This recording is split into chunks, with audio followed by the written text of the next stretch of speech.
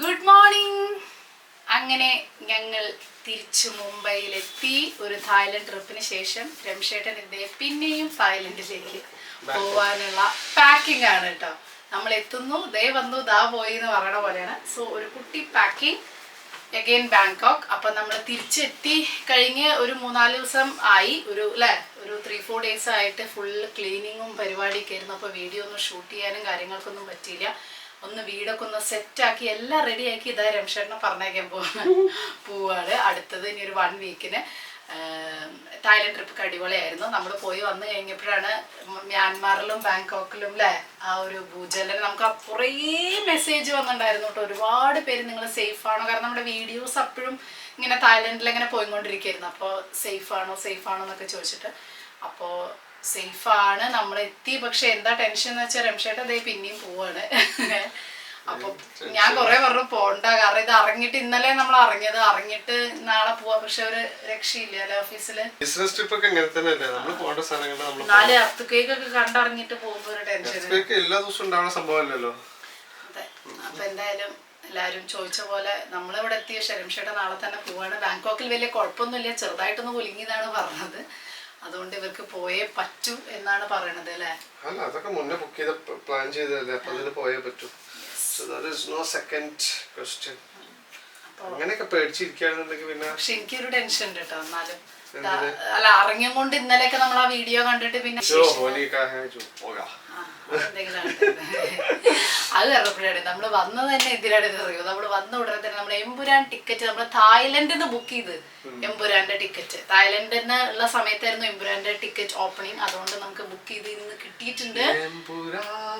അതെ, അപ്പൊ നമ്മൾ ഇന്ന് വൈകുന്നേരം എമ്പുരാൻ സിനിമ കാണാൻ പോവാണ്. കുറെ വിശേഷങ്ങളുണ്ട്, അതൊക്കെയാണ് ഇവിടുത്തെ വിശേഷങ്ങൾ. എമ്പുരാൻ സിനിമ കാണാൻ വന്ന് വീടൊക്കെ ഒന്ന് ക്ലീൻ ആക്കി. മിത്തുവിന്റെ കുറച്ച് പരിപാടികളുണ്ട്. മിത്തുവിന്റെ റിസൾട്ട് വന്നു, നല്ല അടിപൊളി റിസൾട്ടാണ്. നല്ല മാർക്കും നല്ല മാർക്കുണ്ട് ഇപ്രാവശ്യം. നല്ല അടിപൊളിയായിട്ട് മാർക്കും കാര്യങ്ങളൊക്കെ വാങ്ങിയിട്ടുണ്ട്. സോ അതിൻ്റെ ഒരു സന്തോഷം, കാരണം നമ്മൾ എത്തി അന്ന് തന്നെയായിരുന്നു PTM. അപ്പൊ നേരെ ഇറങ്ങി നേരെ പോയി കുളിച്ച് PTM-നായിരുന്നു. അപ്പൊ അത് അടിപൊളിയായി, നല്ലായി. ഇനി 9ാം ക്ലാസ്സിലേക്കായി. ഏപ്രിൽ 1-ാം തീയതി സ്കൂൾ തുറക്കും. കുറേ ചടപട വിശേഷങ്ങളാണ് ഇനി മെയ് 1-ാം തീയതി വരെ.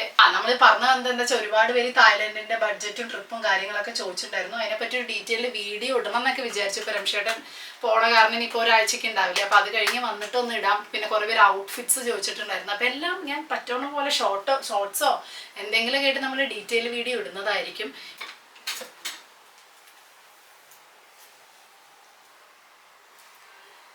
സോ ഒന്ന് റെഡി ആയിട്ട് അടുക്കളയിൽ കയറാമെന്ന് വിചാരിച്ചോട്ടോ, അല്ലെങ്കിൽ നടക്കില്ല. ഇത് തായ്ലൻഡിൽ നിന്ന് വാങ്ങിയിട്ടുള്ള കമ്മലായിരുന്നു, വെറും 20 ബാട്ടിന്. അപ്പോൾ നമ്മൾ തായ്ലൻഡിലൊക്കെ പോയി വന്ന് ട്രിപ്പൊക്കെ അടിപൊളിയായി. ഞാൻ പറഞ്ഞ പോലെ ഇവിടെ ഫുള്ള് ക്ലീനിങ് ഒക്കെ കഴിഞ്ഞു. പക്ഷെ പോയി വന്നപ്പോൾ നല്ല പണി കിട്ടിയിട്ടുണ്ട്. സ്കിന്നൊക്കെ നോക്കിക്കഴിഞ്ഞാൽ നന്നായിട്ട് ടാൻ അടിച്ചിട്ടുണ്ട്, പണി കിട്ടിയിട്ടുണ്ട്. അപ്പോൾ കുറച്ച് ദിവസമായിട്ട് നന്നായിട്ട് ചെയ്യണം. അപ്പോൾ ഭയങ്കര കോംപ്ലിക്കേറ്റഡ് ആയിട്ടുള്ള സ്കിൻ കെയറും പരിപാടികളൊന്നും നമുക്ക് പറ്റില്ല.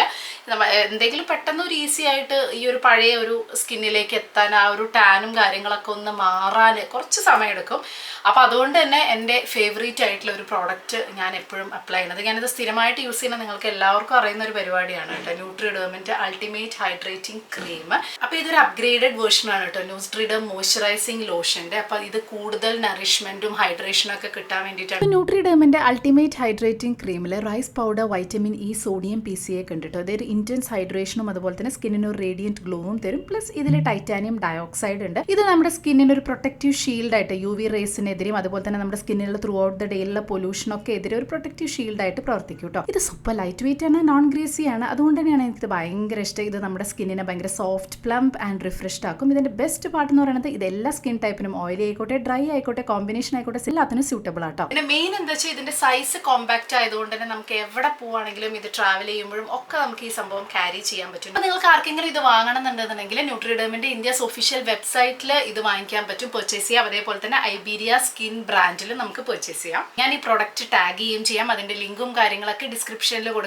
അതേപോലെ തന്നെ ഞാൻ കമന്റ് ബോക്സിൽ പിൻ ചെയ്യുകയും ചെയ്യാം കേട്ടോ. അപ്പോൾ അത്യാവശ്യം സ്കിൻ കെയറും പരിപാടികളും ഇപ്പോൾ രാവിലെ കുറച്ച് നേരം ഇതാണ് നമ്മുടെ മെയിൻ പരിപാടി. ഈ ഒരു ടാനൊക്കെ തിരിച്ച് നമ്മുടെ പഴയ രൂപത്തിലേക്ക് ആക്കുക എന്നുള്ളതാണ് മെയിൻ പരിപാടി കേട്ടോ. ഇനി പോയിട്ട് വല്ലതും ഭക്ഷണം കഴിക്കട്ടെ, ബ്രേക്ക്ഫാസ്റ്റ് ഉണ്ടാക്കാം.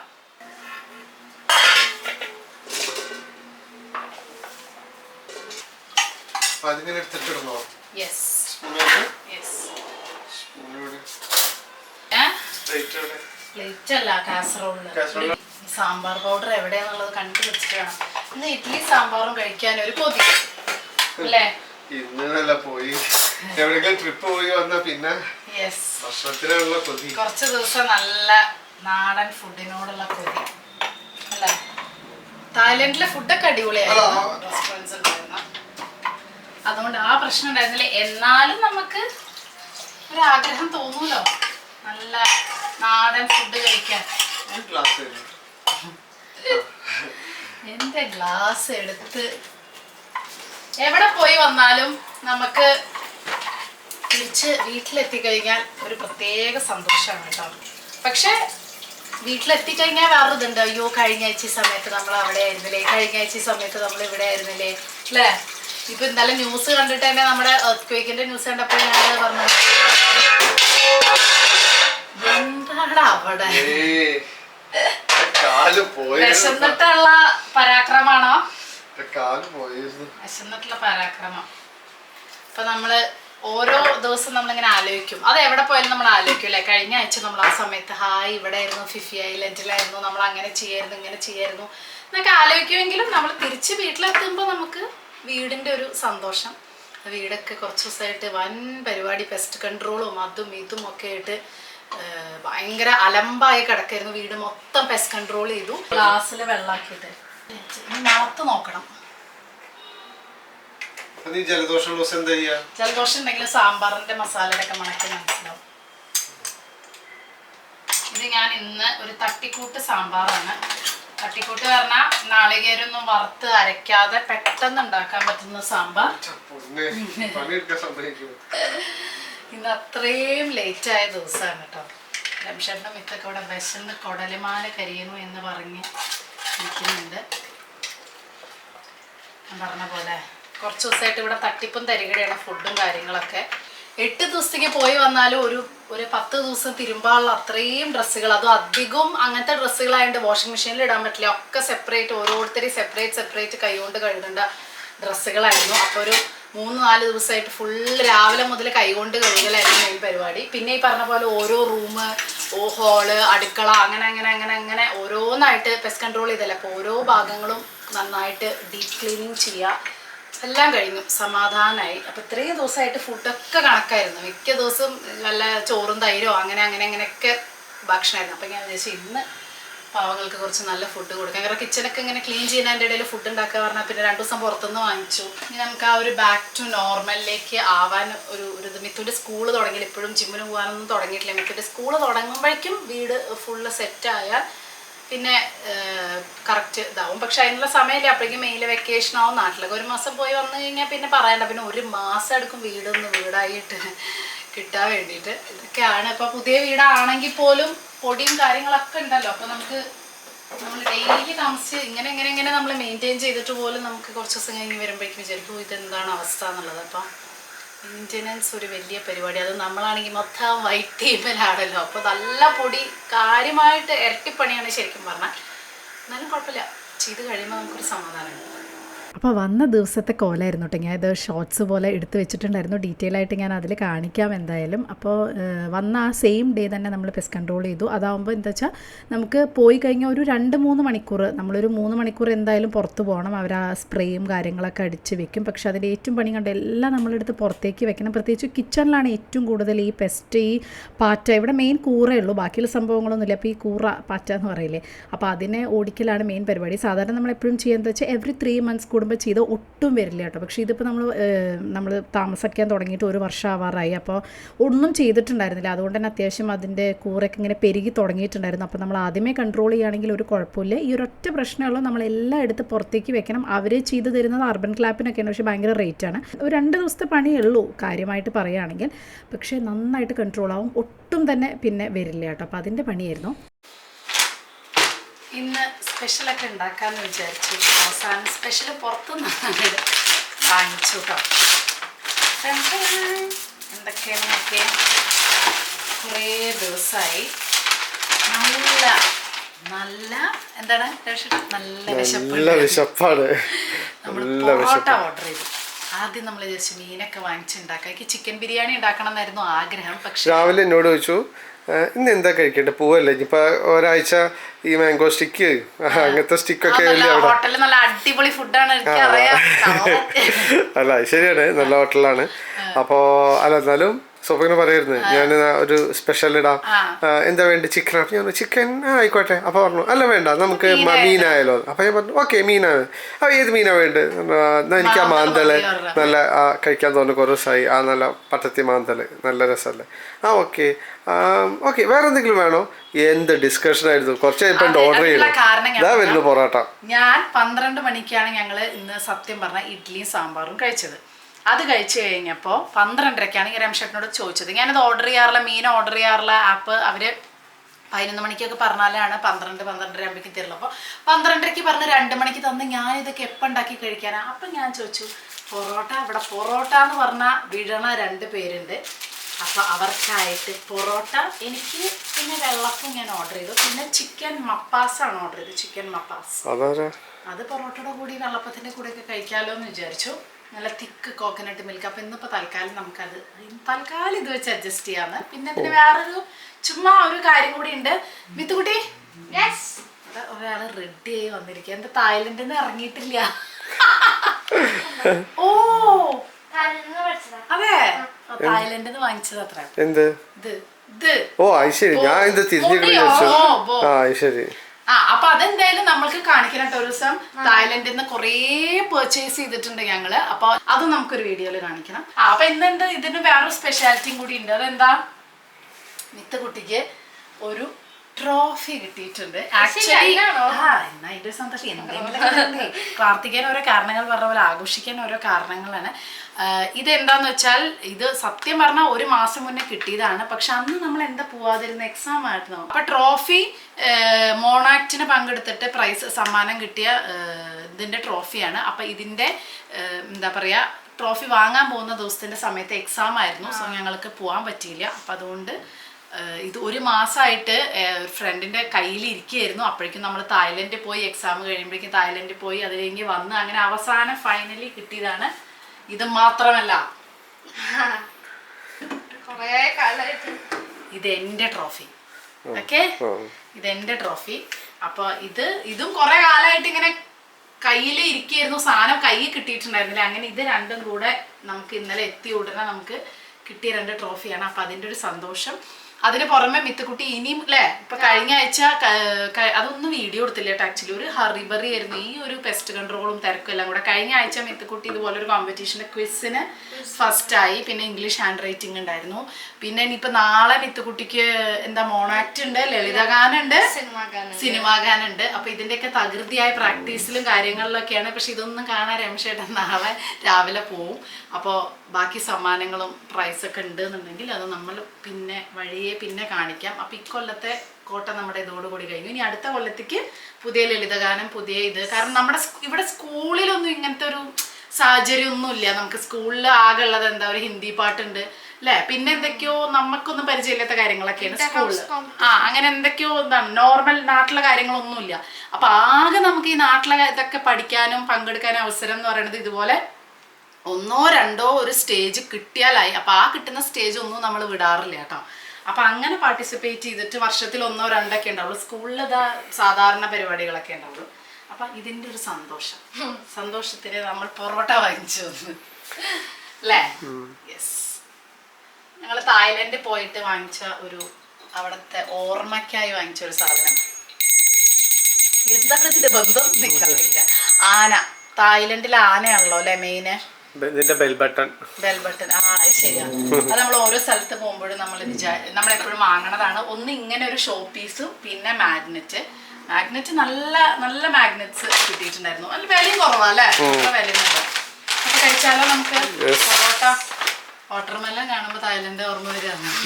അവിടെ വാട്ടർമെലനും മാംഗോ ഇവിടെ മാംഗോ തുടങ്ങിയിട്ടുണ്ട്. പക്ഷെ വാങ്ങാനുള്ളൊരു വിശ്വാസമില്ല. 1 പ്രാവശ്യം വാങ്ങിച്ചിട്ട് ഒട്ടും മധുരം പഴുത്തതൊന്നും ഉണ്ടായിരുന്നില്ല.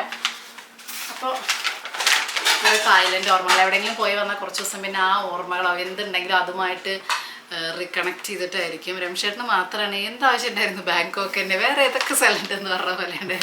പക്ഷേ ഈ എർത്ത് ക്വേക്ക് ശരിക്കും നമ്മളൊന്ന് ഷോക്കായിട്ടോ. കുറേ നമ്മൾ പോയി വന്ന അത് കഴിഞ്ഞ് 2-3 ദിവസം കഴിഞ്ഞപ്പോൾ എന്ന് പറയുമ്പോഴേ നമുക്കൊരു ഷോക്കിംഗ് ആയിപ്പോയി. അതിനേക്കാൾ ഷോക്കാണ് ഇപ്പോൾ ഇത് അറിഞ്ഞുകൊണ്ട് അങ്ങോട്ട് തന്നെ തിരിച്ചു പോവാന്നുള്ള പറയണത്.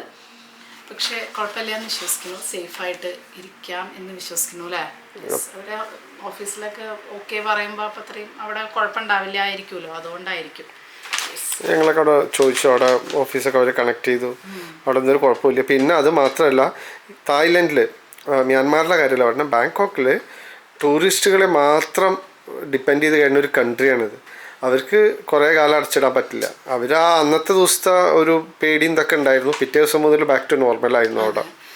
അപ്പോൾ അത് ഞങ്ങൾ അന്വേഷിച്ചപ്പോൾ പറഞ്ഞു ബാക്ക് ടു നോർമലാണ്, അപ്പോൾ ഒന്നും ക്യാൻസൽ ചെയ്യേണ്ട ആവശ്യമില്ല എന്നാണ് പറഞ്ഞത്. So okay, let's go. അങ്ങനെ നമ്മൾ ദേ എമ്പുരാൻ കാണാൻ പോവാണ് അല്ലേ. യെസ്, എല്ലാവരും ബ്ലാക്കും. കുട്ടി മാത്രം എന്തോ ബ്ലൂ ആയിപ്പോയി ഷർട്ട്. അപ്പോൾ എമ്പുരാൻ എല്ലാവരും ബ്ലാക്ക് ഡ്രസ്സൊക്കെ ഇട്ടിട്ടാണല്ലോ കാണുന്നത്. അപ്പോൾ റിവ്യൂ ഉണ്ട്. ഇതിപ്പോൾ സെക്കൻഡ് ഡേ ആണ്. നമുക്ക് ഇന്നലെ നമ്മൾക്ക് പോകാൻ പറ്റിയില്ല. അപ്പോൾ നമ്മൾ സെക്കൻഡ് ഡേ, ഫസ്റ്റ് ഷോ ഒക്കെ ആയിരുന്നു ആഗ്രഹം. പക്ഷേ സെക്കൻഡ് ഡേ അല്ലേ, തൽക്കാലം നമുക്ക് അഡ്ജസ്റ്റ് ചെയ്യാം. അപ്പോൾ പോയി നോക്കട്ടെ. റിവ്യൂസും കാര്യങ്ങളും ഒക്കെ ഇങ്ങനെ പലതരത്തുനിന്നും വരുന്നുണ്ട്. ഈ പറഞ്ഞ പോലെ കമൻ്റ് ഒന്നും വായിക്കാതെ, എല്ലാം സ്പോയിലറൊന്നും ആക്കാതെ നമ്മൾ കാണാൻ പോവാണ് അല്ലേ.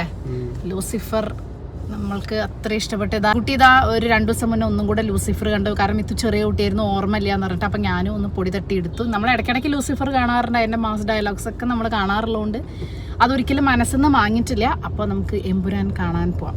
ഇത്ര ഹൈപ്പുള്ള ഒരു മലയാള പടം ഇതുവരെ ഉണ്ടായിട്ടില്ല അല്ലേ. ഇത്രയും ഇതായിട്ട് എന്താ ന്യൂസ് ചാനൽ പോലും ലൂസിഫറിനെ പറ്റി, എമ്പുരാനെ പറ്റി ചർച്ചയാണ് ന്യൂസ് ചാനലിലൊക്കെ എമ്പുരാനെ പറ്റിയിട്ടാണ് സംസാരിക്കുന്നത്. അപ്പോൾ അത്രയും എല്ലാവരും. പിന്നെന്താ 700+ തിയേറ്റർ റിലീസ്. എൻ്റെ അമ്മ എവിടേക്ക് തിയേറ്റർ റിലീസ്. അതെ, പഠിച്ച് അരച്ച് കലക്കി. ആക്ച്വലി എനിക്ക് ഇത് കാണുമ്പോഴേ എനിക്ക് തമാശ ഓർമ്മ അറിയാറില്ല. മിത്തു 2 ദിവസം മുന്നെയാണ് ലൂസിഫർ സിനിമ കണ്ടുരക്ഷയുടെ ഓർമ്മ ഉണ്ടാവും. അപ്പൊ അവളെ ഏത് സിനിമയും സബ് ടൈറ്റിൽ വെച്ചിട്ടാണ് കാണുക. മലയാളമാണെങ്കിലും കൂടുതൽ മനസ്സിലാവാൻ. അപ്പോൾ ഇംഗ്ലീഷ് സബ് ടൈറ്റിൽസ് വെച്ചിട്ടാണ് കാണുക. അപ്പോൾ ലൂസിഫർ കുറച്ച് രാഷ്ട്രീയവും അങ്ങനെയൊക്കെ അല്ലേ. അപ്പോൾ ഞങ്ങൾ അതിൻ്റെ ഇടയിൽ വർത്താനം പറഞ്ഞുകൊണ്ടിരിക്കുമ്പോൾ മിത്തുവിന് ഇങ്ങനെ ദേഷ്യം വരെ. ഇടയ്ക്ക് അവൾ ഓഫ് ചെയ്യാം. അപ്പം മിത്തു പറയാം, 2 പേരൊന്നും മിണ്ടാതിരിക്കോ, അല്ലെങ്കിൽ തട്ടിമുട്ടിയിട്ടാണ് മനസ്സിലാവേണ്ടത്. അത് കാരണപ്പോൾ ഞങ്ങൾ കുറെ ചിരിച്ചുവിട്ടു. കാരണം ശുദ്ധ മലയാളത്തിലുള്ള പഞ്ച് ഡയലോഗൊന്നും ഇതിനൊന്നും മനസ്സിലാവണില്ല. അപ്പോൾ പറയണം, അല്ലെങ്കിൽ തട്ടിമുട്ടി അത് ചില വാക്കുകളൊന്നും സബ് ടൈറ്റിൽ വായിച്ചാലും നമുക്ക് അല്ലേ അതൊന്നും മനസ്സിലാവില്ല. അപ്പം ഇത്ര തട്ടിമുട്ടിയിട്ടാണ് മനുഷ്യർ അല്ലെങ്കിലേ മനസ്സിലാവുക. അതിൻ്റെ ഇടയിൽ നിങ്ങളുടെ ഒരു വർത്താനം തരാം. അപ്പം ഞാൻ ആലോചിച്ചു, ദൈവമേ എമ്പുരാന്. അപ്പം ഇന്നിപ്പോൾ ഞങ്ങൾ പറയുമ്പോൾ പൊളിറ്റിക്സ് ആണെന്നൊക്കെ പറയുമ്പോൾ ഇത്ര ദൈവമേ പൊളിറ്റിക്സ് ആണോ, ലൂസിഫർ തന്നെ ഒന്നും മനസ്സിലാവണില്ല. ഇനിയിപ്പോൾ എമ്പുരാന് സബ് ടൈറ്റിൽ ഉണ്ടാവും. അബ്രാം ഷേട്ട് പറഞ്ഞു തിയേറ്ററിൽ സബ് ടൈറ്റിലൊന്നും ഉണ്ടാവില്ല. എന്നാൽ പിന്നെ ഞാൻ വരണില്ല എന്നൊക്കെ പറഞ്ഞ് വരണുണ്ട്. ഇനി മിത്തുവിൻ്റെ അഭിപ്രായം കൂടെ ചോദിക്കാം. ഇത്ര കടുകെട്ടി ഇതൊക്കെ ആകുമ്പോൾ മനസ്സിലാക്കാൻ ഭാഷ കുറച്ച് ബുദ്ധിമുട്ടായിരിക്കും അല്ലേ മിത്തു? യെസ്. മിത്തുവിന് ഏറ്റവും ഇഷ്ടപ്പെട്ട സിനിമകളാണ് അരവിന്ദൻ്റെ അതിഥികൾ. മനുഷ്യന്മാർക്ക് മനസ്സിലാവുന്ന നോർമൽ ഫീൽ ഗുഡ് മൂവീസ് ഒക്കെ ഉണ്ടല്ലോ, അതൊക്കെയാണ് മലയാളത്തിൽ അവൾക്ക്. പിന്നെ ഈ ലൂസിഫറിലെ ഡയലോഗൊക്കെ ഭയങ്കര ഇഷ്ടം കേട്ടോ. അപ്പൊ അതൊക്കെ പ്രതീക്ഷിച്ചിട്ടാണ് അതായത് പൊളിറ്റിക്കൽ സംഭവങ്ങളൊന്നും എന്താണ് മലയാളം എന്നുള്ളത് ശുദ്ധ മലയാളം ആവുമ്പോ കുറച്ച് ബുദ്ധിമുട്ട്, അത്രേ ഉള്ളൂ.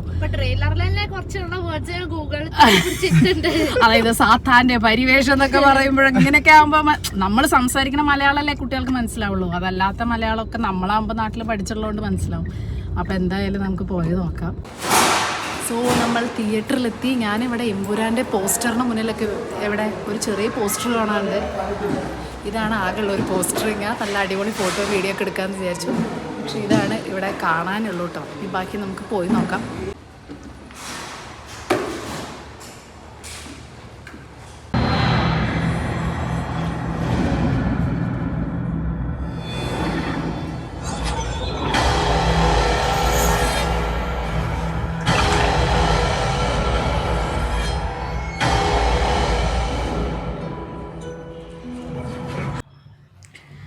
അങ്ങനെ നമ്മൾ എമ്പുരാൻ കണ്ട് ദേ വീട്ടിലെത്തി. ഇപ്പം സമയം 10:30. അതായത് ഓൾമോസ്റ്റ് ഇൻ്റർവെൽ അടക്കം ഒരു 3.5 മണി അല്ലേ, 3-3.5 മണിക്കൂറുണ്ട്. അപ്പോൾ അത്യാവശ്യം നല്ല ലെങ്തി പടം തന്നെയാണ്. അങ്ങനെ നമ്മൾ റിവ്യൂ പറയാനും മാത്രമൊന്നും നമുക്ക് ആയിട്ടില്ല അല്ലേ. എന്നാലും നമ്മൾ കണ്ടൊരു ചെറിയൊരു അഭിപ്രായം പറയാം. സംഭവം കുഴപ്പമില്ല. മേക്കിങ്ങൊക്കെ അടിപൊളിയായിട്ടുണ്ട്. എന്താ പറയുക, ഒരു കട്ട ലാലേട്ടൻ ഫാൻ എന്നുള്ള രീതിയിൽ പറയുമ്പോൾ നമുക്ക് അത് ഇഷ്ടപ്പെട്ടില്ല എന്ന് നമുക്ക് പറയാൻ പറ്റില്ല. ലാലേട്ടൻ എന്ത് ചെയ്താലും ഇഷ്ടപ്പെടുന്ന ഫാൻസ് ആയതുകൊണ്ട് നമുക്ക് ഇഷ്ടപ്പെടും. മേക്കിംഗ് ഒക്കെ അടിപൊളിയാണ്. ഹോളിവുഡ് ലെവൽ, ഈ പറഞ്ഞ പോലെ പാൻ ഇന്ത്യ ലെവൽ സംഭവങ്ങളൊക്കെയാണ് എടുത്തു വെച്ചിരിക്കുന്നത്. പക്ഷേ ലൂസിഫർ പ്രതീക്ഷിച്ച് പോയാൽ നിരാശയായിരിക്കും ഫലം എന്ന് എനിക്ക് തോന്നി. എനിക്ക് പേഴ്സണലി അങ്ങനെയാണ്, എൻ്റെ പേഴ്സണൽ അഭിപ്രായമാണ്. ലൂസിഫർ പോലെയുള്ള മാസ് ഡയലോഗ്സ്, മാസ് സിനിമ ആലോചിച്ച് പോകുമ്പോൾ ചെറിയൊരു നിരാശ നമുക്ക് ഫീൽ ചെയ്യും. അതായത് ഇത്രയൊക്കെ വേണമായിരുന്നോ എന്നൊക്കെ ചില സ്ഥലത്ത് എന്തോ ഒരു എലമെൻറ്റ് മിസ്സിങ് ആയ പോലെ എനിക്ക് ഫീൽ ചെയ്തു. ഒരു ഗൂസ് ബംസ് എവിടെയും വരാത്ത പോലെ എനിക്ക് ഫീൽ ചെയ്തു. അങ്ങനെ കുറച്ച് കാര്യങ്ങളൊക്കെ ഫീൽ ചെയ്തു. എന്താ പറയുക, അങ്ങനെ എനിക്ക് തോന്നി. ലൂസിഫറൊക്കെ ഞാൻ എപ്പോഴും ഇരുന്ന് കാണുന്ന സിനിമയാണ്. എനിക്ക് അങ്ങനത്തെ സിനിമകൾ ഭയങ്കര ഇഷ്ടമാണ്. എമ്പുരാൻ ഇനി രണ്ടാമതൊന്ന് കാണുമോ എന്ന് ചോദിച്ചാൽ എനിക്ക് തോന്നിയില്ല. പക്ഷേ ബാക്കിയെല്ലാം ഈ പറഞ്ഞ പോലെ മേക്കിംഗ് ഒക്കെ അടിപൊളിയാണ്. ഒരു മലയാളം സിനിമ ഇത്ര അടിപൊളിയായിട്ടൊക്കെ എടുക്കാൻ പറ്റുമോ എന്നൊക്കെ നമുക്ക് വേണമെങ്കിൽ ചിന്തിക്കാം. അങ്ങനെ ആ ഒരു ലെവലിൽ പോയി കാണുകയാണെങ്കിൽ നമുക്ക്, അതായത് ലൂസിഫറിൻ്റെ എന്ന് പറഞ്ഞാൽ അങ്ങോട്ട് മാറ്റി വെച്ച് ഒരു അടിപൊളി മലയാളത്തിൽ ഇത്ര ഒരു അടിപൊളി ഇങ്ങനത്തെ പടം എടുക്കാൻ പറ്റും എന്നുള്ള രീതിയിൽ പോയി മനസ്സിനെ പ്രിപ്പയർ ചെയ്ത് കണ്ടാൽ നമുക്ക് ഓക്കെ. അപ്പോൾ ലൂസിഫർ 3 ഉണ്ട് എന്നുള്ളത് എല്ലാവർക്കും അറിയുന്നതാണ്. ബാക്കി നമ്മളൊന്നും ആ സിനിമയെ പറ്റിയോ അതിനെപ്പറ്റിയോ ഒന്നും പറഞ്ഞ് സ്പോയിലർ ആക്കുന്നില്ല. നമ്മൾ അതിലെന്താണ് പരിപാടികൾ എന്നൊന്നും. മൊത്തത്തിൽ നമുക്കൊരു 3 മണിക്കൂർ ഒരു പ്രാവശ്യമൊക്കെ കണ്ടിരിക്കാൻ പറ്റുന്ന ഒരു പടം. അതല്ലാതെ അയ്യോ എന്താണ് അങ്ങനെ നമുക്ക് ഫീൽ ചെയ്യൊന്നുമില്ല. ബട്ട് ലൂസിഫറിൻ്റെ അത്ര പ്രതീക്ഷിച്ചപ്പോൾ എനിക്ക് ആ ഒരു സാറ്റിസ്ഫാക്ഷൻ കിട്ടിയില്ല എന്ന് വേണമെങ്കിൽ പറയാം. അത് ഓരോരുത്തർക്കും ഓരോ പോലെ അല്ലേ. എൻ്റെ അനിയത്തിക്കൊക്കെ ഭയങ്കര ഇഷ്ടപ്പെട്ടു. മിത്തുക്കുട്ടിക്ക് ഭയങ്കര ഇഷ്ടപ്പെട്ടു. മിത്ത് പറയാം കൂടുതൽ ഹിന്ദിയും ഇംഗ്ലീഷിലും കൺവേ ആയതുകൊണ്ട് നല്ല സുഖമുണ്ടായിരുന്നു അമ്മ കാണാൻ എന്ന് പറഞ്ഞു. അപ്പോൾ മിത്തുവിന് എന്തായാലും നല്ല ഇഷ്ടപ്പെട്ടു.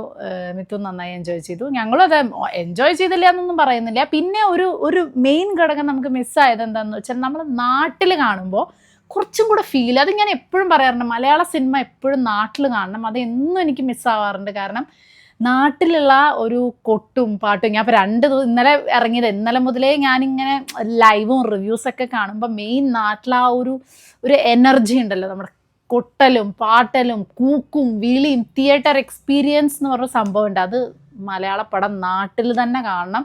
ഇത് ഞാൻ അതിന് മുന്നത്തെ വ്ളോഗിലും പറഞ്ഞിട്ടുണ്ട്. ഇവിടെ നമുക്ക് ആ ഒരു പഞ്ച് കിട്ടില്ല.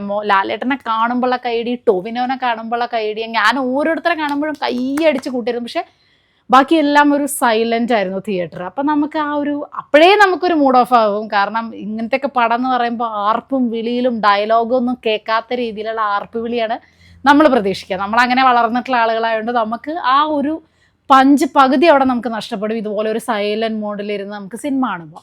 അപ്പോൾ അത് തന്നെ എനിക്ക് വിഷമമായി. പിന്നെ അതിൻ്റെ കൂട്ടത്തിൽ നമ്മൾ ഇങ്ങനെ എന്താ പറയുക, നമ്മൾ ഉദ്ദേശിച്ച രീതിയിലുള്ള ഇതെല്ലാം കൂടെ കാണുമ്പോൾ അത്രയേ ഉള്ളൂ.